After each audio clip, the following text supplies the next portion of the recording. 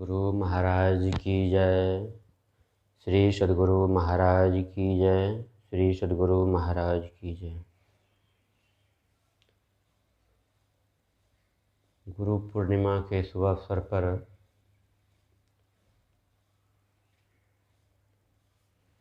गुरु ईश्वर का रूप है। गुरु ईश्वर का रूप है।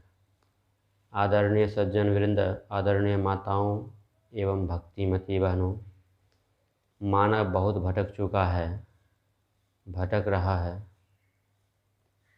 और वह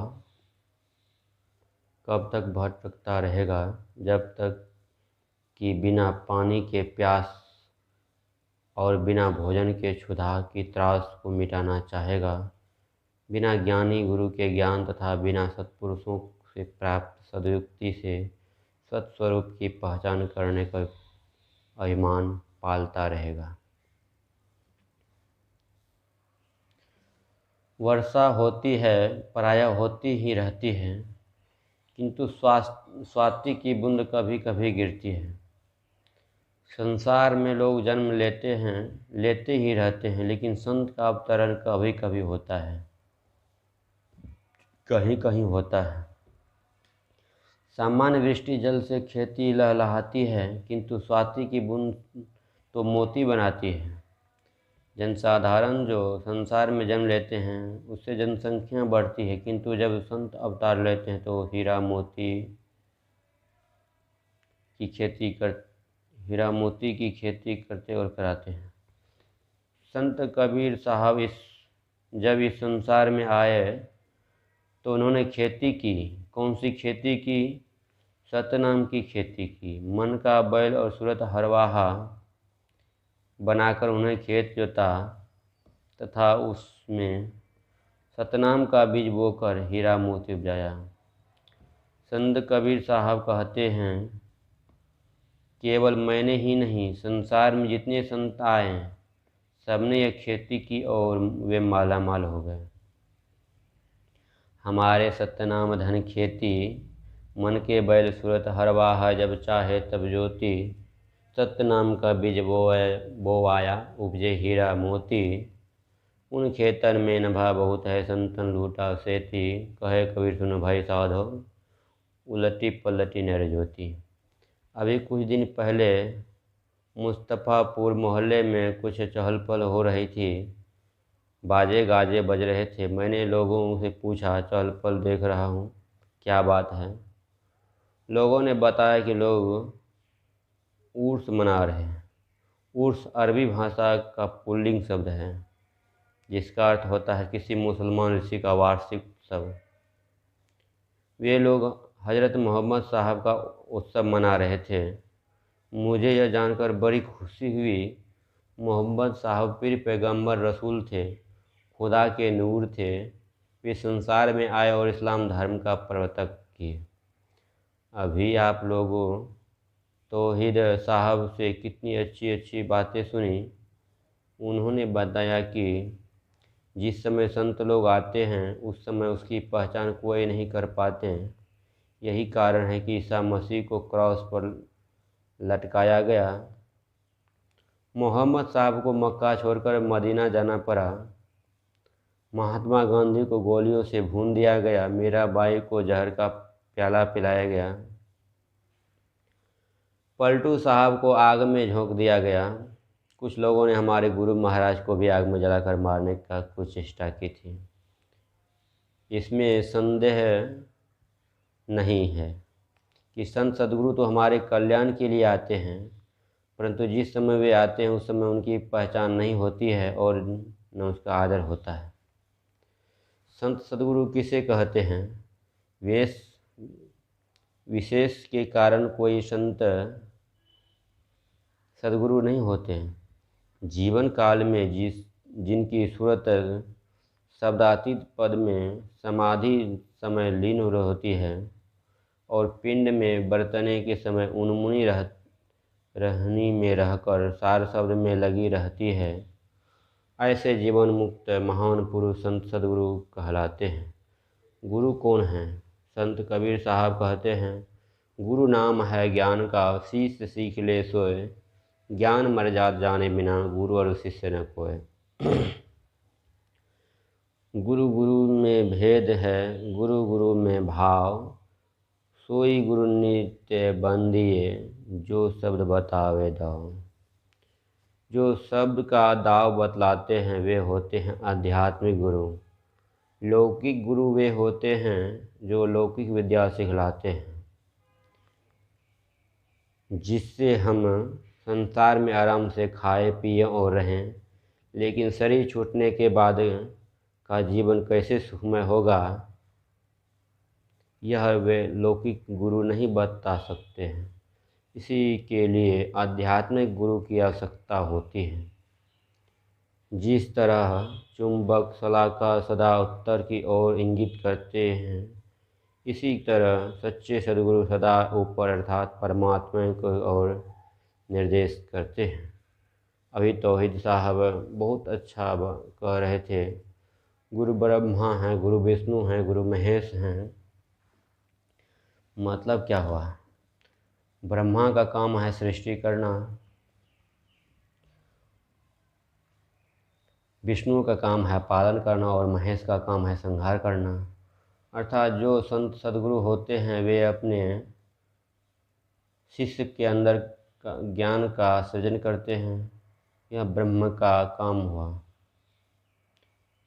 यह ब्रह्मा का काम हुआ। शिष्य के अंदर जिस ज्ञान का सृजन करते हैं उसे बढ़ाकर वे पूर्ण करते हैं, यह विष्णु का काम हुआ। और शिष्य के हृदय में जो अज्ञानता रहती है उसका विनाश करते, यह काम महेश का हुआ। गुरु कल्प वृक्ष के समान होते हैं। जैसे कल्प वृक्ष के पास जाने से मनोकामनाएं पूर्ण होती है, उसी तरह संत सद्गुरु के पास श्रद्धावंत होकर जाइए या उनसे दूर ही रहिए। यदि आपकी कामना शुभकामना है, शुभेच्छा है, तो वे उसकी पूर्ति कर देंगे। संत सद्गुरु कामधेनु होते हैं। कामधेनु गाय क्षुधा हरण करती है और संत सद्गुरु अपने शिष्य की जागतिक क्षुधा तृष्णा हरण करते हैं। संत सद्गुरु चंद्र और सूर्य होते हैं। सूर्य दिन में प्रकाश करते हैं और चंद्रमा रात को प्रकाशित करता है, परंतु संत सद्गुरु अपने शिष्य के ऊपर पूर्व में अहर्निश यानी 24 घंटे प्रकाश फैलाते रहते हैं। गुरु नानक देव जी महाराज कहते हैं, जे सौ चंदा उगवही सूरज उड़ही हजार। जे सौ चंदा उगवही सूरज चरही हजार। एते चानन हो दिया गुरु बिनु घोर अंधकार। गुरु बिनु घोर अंधार। बाहर संसार में 100 चंद्रमा उग जाएं और हजारों सूर्य उग जाएं, किंतु संत सद्गुरु नहीं मिले तो अंदर में घोर अंधकार बना रहेगा, प्रकाश नहीं होगा। सद्गुरु के संबंध में संत कबीर साहब की वाणी है, घर माही घर दिखालाई दे, सो सद्गुरु संत सुजान। पंच शब्द धुनकार धन, बाजे गगन निशान। संत कबीर साहब के समकालीन थे गुरु नानक देव जी महाराज। उन्होंने उनसे मिलती जुलती बातें कही हैं। दोनों में कितना साम्य है मिलाकर देखिए। घर माही घरु देखी आदे, सो सतगुरु परखु सुजानु।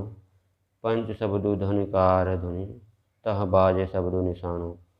अर्थात गुरु उनको कहते हैं जो घर में घर दिखला दे।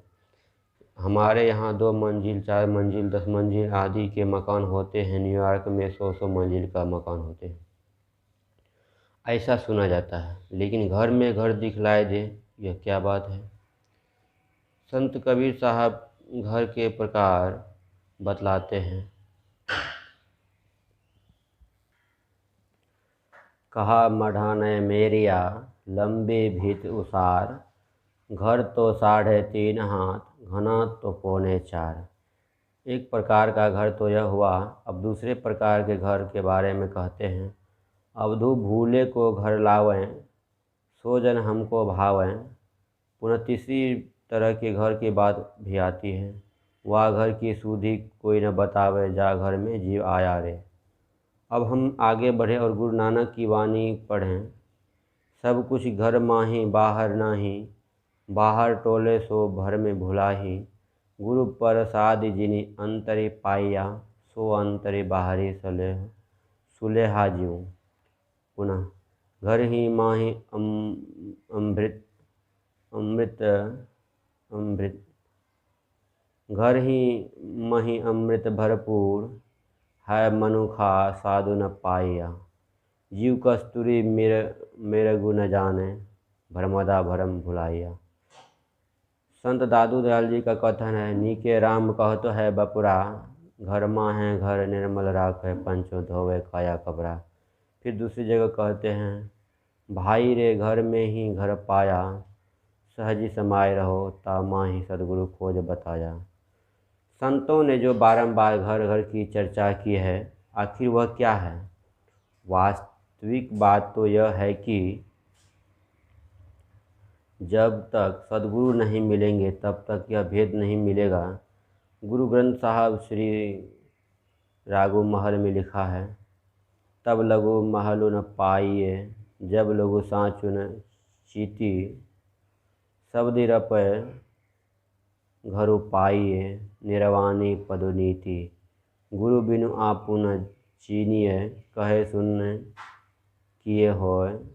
नानक सबदि पछानिए, हऊ में करे न कोय। उस घर के लिए कहा गया है जो निर्वाण घर है, मुक्ति का घर है। यह शरीर रूपी घर छूट जाएगा तो जिस घर में शरीर रह जाता है वह भी छूट जाएगा, उससे कोई संबंध नहीं रहेगा।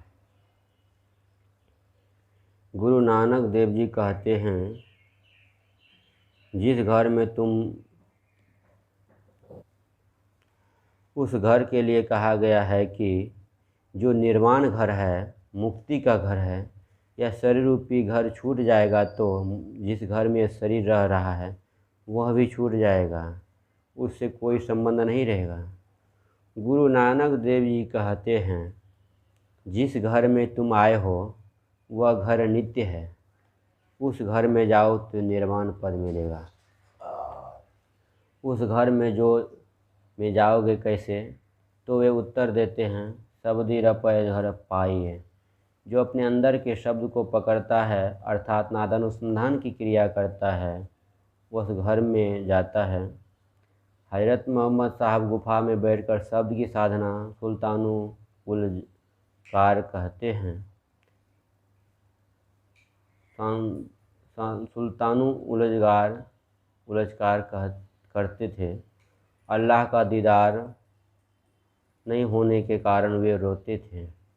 यह बात केवल हज़रत मोहम्मद साहब के लिए नहीं है।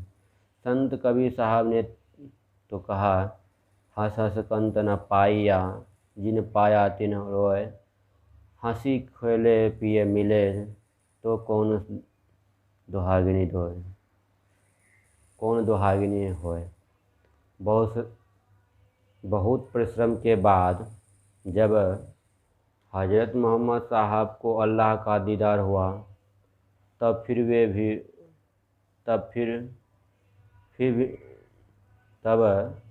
भी वे रोते थे। उनकी पत्नी ने पूछा, पहले आप कहते थे अल्लाह का दीदार नहीं हुआ इसलिए रोता हूँ, अब तो अल्लाह का दीदार हो गया, अब क्यों रोते हो? मोहम्मद साहब ने उत्तर दिया, खुदा की मेहर पर रोता हूँ। मुझ जैसे नाचीज़ पर इन्होंने रहमत की, अपना दीदार कराया। जो कोई अल्लाह को, परमात्मा को, गॉड को पाना चाहता है, उसे अपने अंदर के शब्दधार को पकड़ना होगा। शब्दधार के सहारे ही कोई सर्वेश्वर सर्वाधार तक पहुंच सकता है। अपने अंदर जाने के लिए रास्ता कहाँ से पकड़ा जाए? एक कामिल फ़कीर का कलाम है, क्यों भटकता फिर रहा तू ऐ तलाश यार में, रास्ता सहरग में है दिलवर पे जाने के लिए। यदि परमात्मा के पास जाना चाहते हो तो रास्ता सहरग में है। यदि परमात्मा के पास जाना चाहते हो तो रास्ता सहरग में है। अब हम गुरु नानक देव जी महाराज से पूछते हैं कि आप जो घर में ही घर की बात करते हैं, तो घर में जाने का रास्ता क्या है? वे फरमाते हैं, नव दर थाक के धाव तो रहाए, 10वें निज घर वासा पाए, उथे अनहद शब्द बजही दिन राति, गुरुमति शब्दु सुनावनिया। जब तक तुम 9 दरवाजे, आँख के 2, कान के 2, नाक के 2, मुंह का 1 और मलमूत्र विसर्जन के 2 द्वार में रहोगे, संसार में दौड़ते रहोगे, आवागमन के चक्र में पड़े रहोगे, 10वें निज घर वासा पाए। जब तुम 10वें द्वार में जाओगे, सुषमना या सहरग में जाओगे, तब निज घर में जाओगे। इसी का संकेत बाइबिल में है। बाइबिल में लिखा है, यदि तेरी आँख एक हो तो तेरा सारा संसार उजियारा होगा। और गुरु नानक देव जी महाराज कहते हैं, एक दृष्टि सटी करी समसरी जाने, जोगी कहिए सोई। जब तक दृष्टि योग की क्रिया करते हैं तो प्रकाश होता है। जो सच्चे सद्गुरु होते हैं वे तमसो माँ ज्योतिर्गमय करते हैं, अर्थात अंधकार से प्रकाश में ले जाते हैं। अस्तो माँ सद्गमय, असत के रास्ते से हटाकर सत की ओर ले जाते हैं।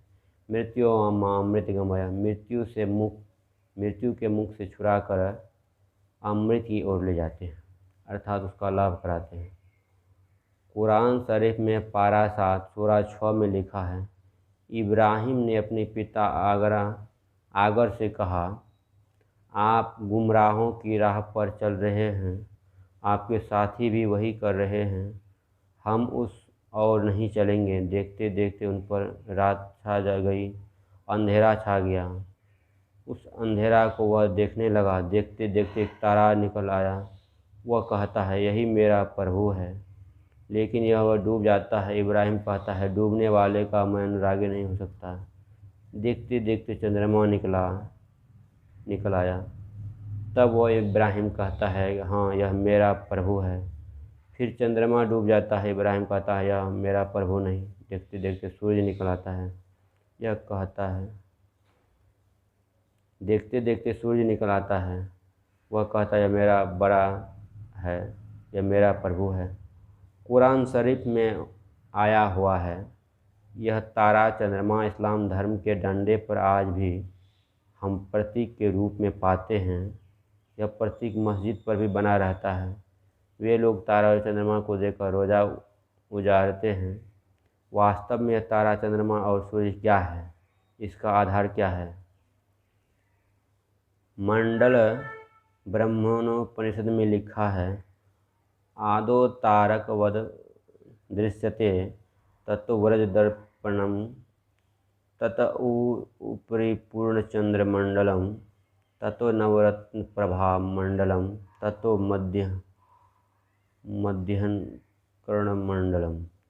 अंतर साधना के साधक को अपने अंदर पहले तारा देखने में आता है, फिर वह देखता है कि उसके अंदर चंद्रमंडल खिला हुआ है, फिर वह देखता है उसके अंदर सूर्यमंडल का प्रकाश फैला हुआ है आदि। यह तो वेद उपनिषद की बात है। अब हम संत कबीर साहब क्या कहते हैं, यही घट चंदा यही घट सूर, यही घट बाजे अनहद तूर, यही घट बाजे तबल निशान, बहिरा शब्द सुने नहीं कान। जब हम गुरु नानक देव जी महाराज से पूछते हैं तो वे उत्तर मिलता है, रवि शशि लौके इहु तनु, किंगुरी बाजे शब्द निरारी। अर्थात अंदर में चंद्र है, सूर्य है और न्यारी से न्यारी ध्वनि केंद्र है। आपके मन में कहीं ऐसा न हो कि मैं वेद की बात कहता हूँ, कुरान की बात कहता हूँ, बाइबिल की बात कहता हूँ, कबीर साहब, गुरु नानक साहब और मोहम्मद साहब की बात कहता हूँ, पर अपने गुरु महाराज की बात नहीं कहता हूँ। इसलिए यह बात भी सुन लीजिए। हमारे गुरुदेव क्या कहते हैं?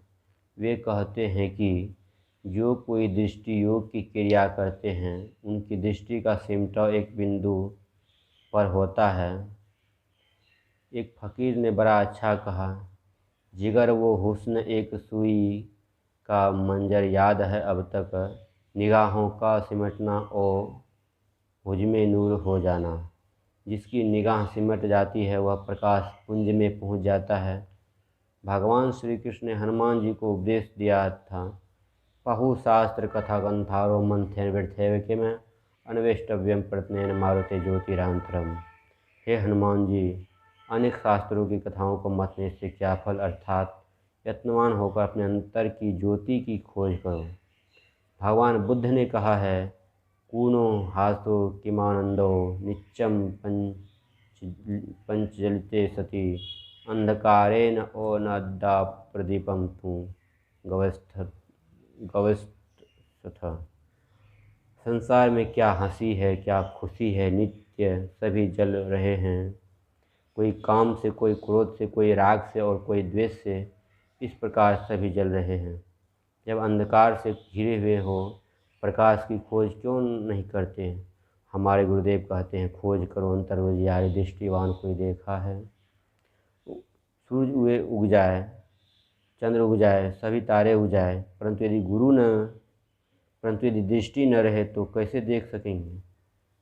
ठीक उसी तरह आपके अंदर, हमारे अंदर, सबके अंदर जो प्रकाश है, अगर आँखें ही नहीं तो क्या देखेंगे?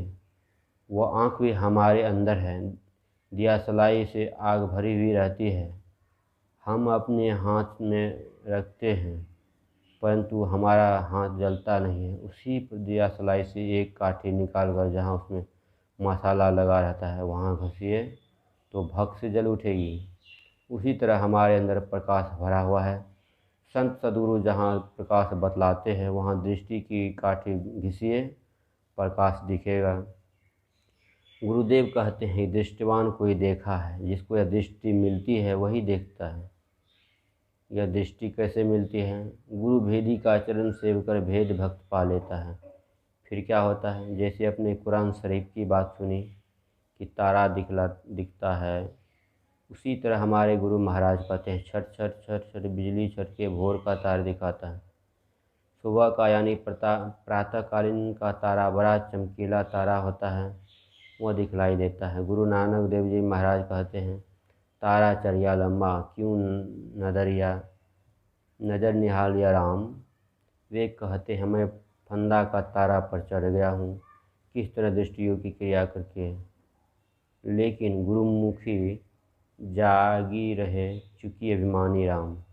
जो अपने ज्ञान के अभिमान में पड़े हैं वे सोए हुए हैं, लेकिन जो गुरुमुख लोग होते हैं, गुरु की मति के अनुकूल चलते हैं, वे जग जाते हैं और ज्योति पाते हैं। अंतर ज्योति भई गुरु साखी, चीने राम करमुआ, नानक हो में मारी पत्ती न, तारा चढ़िया लम्मा। गुरु नानक देव जी कहते हैं कि लोग तो वेद पुराण और दूसरी पुस्तकों की गवाही देते हैं, साक्षी देते हैं, लेकिन मेरी साक्षी तो यही है कि गुरु ने कहा था कि अपने अंदर इस तरह करो तो प्रकाश होगा। उनकी बतलाई हुई क्रिया से मैंने साधना की, अंदर में प्रकाश हुआ।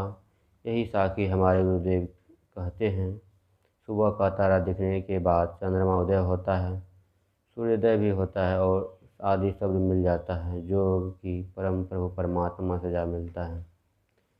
चंदा हुआ तो उदय हो रवि हूँ, धूर शब्द मिल जाता है। जिज्ञासा होती है अंतः प्रकाश पाने की क्रिया का आरंभ कहाँ से करो, तो गुरुदेव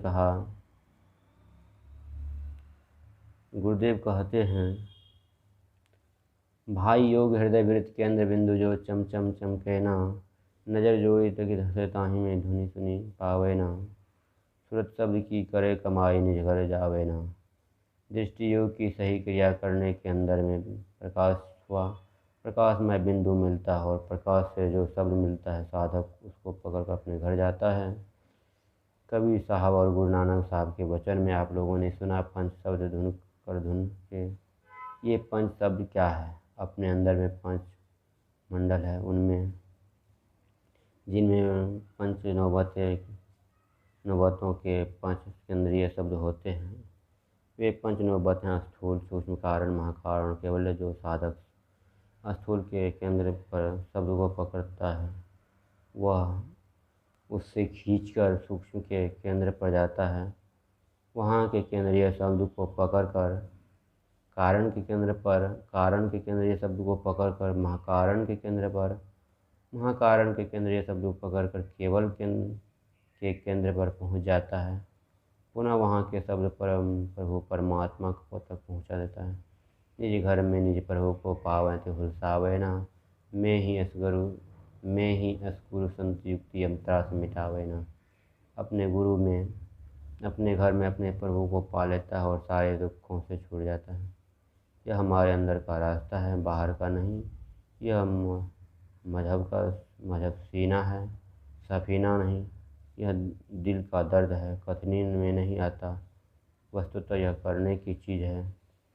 जिसको सच्चे गुरु मिले हैं, सच्ची सद्युक्ति मिली है और जो सदाचार सम्मिलित होकर सच्ची साधना करते हैं, उनको अनुभूतियाँ होती है और अंत में परम प्रभु परमात्मा को प्राप्त कर अपना कल्याण बना लेता है और ईश्वर का साक्षात्कार हो जाता है। श्री सद्गुरु महाराज की जय। महर्षि संत सेवी परमहंस जी महाराज का यह प्रवचन 16/7/2000 ईस्वी को गुरु पूर्णिमा के शुभ अवसर पर महर्षि में ही आश्रम को पहाड़ भागलपुर में हुआ था। श्री सद्गुरु महाराज की जय।